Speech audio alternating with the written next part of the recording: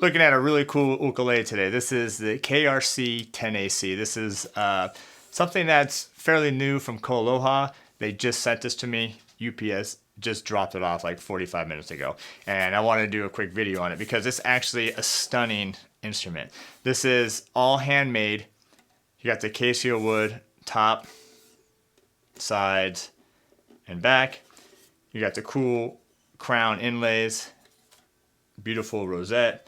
And then I always love these tuners. They're kind of the old school style tuners here. So a little bit about this instrument is that the body is made in Thailand, handmade in Thailand, put together. Then they ship it to the Hawaiian factory, and they do everything else at the Hawaiian factory. So the neck, I mean, this is the same neck that you see on the really expensive koa wood ones. The inlay, I really like the binding on the side of this. Looks really cool, the black. The rosette they do there, they set it up. They do everything else there at the Hawaiian factory, and then they ship it out.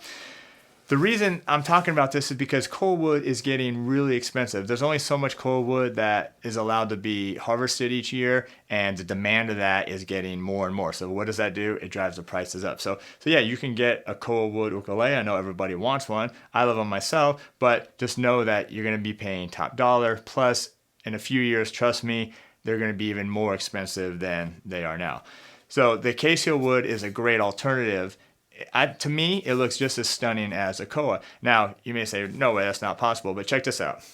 This is my tenor right here. This is a very special tenor, very special grain on it, but this is a tenor, and it does have a gloss finish versus a satin finish.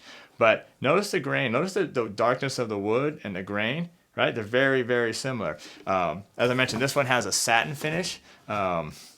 But just like mine, because mine's a classic series, it has the inlays, the crown inlays, the KoAloha crown there. It also has right here at the bottom of the rosette, it has a little inlay as well.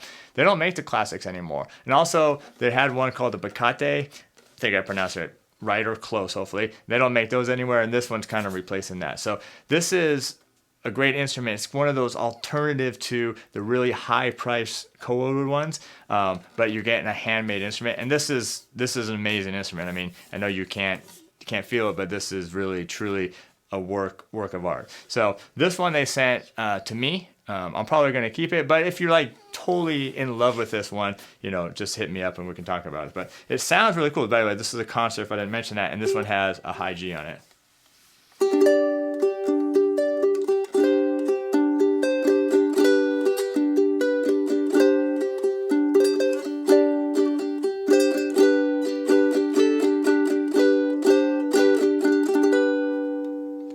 I mean, it sounds great. I mean, for a concert, it sounds really full. The tone is nice and balanced, which I love. You can hear a little bit of the low end, but you also hear the brightness of it. But it's not too shrill.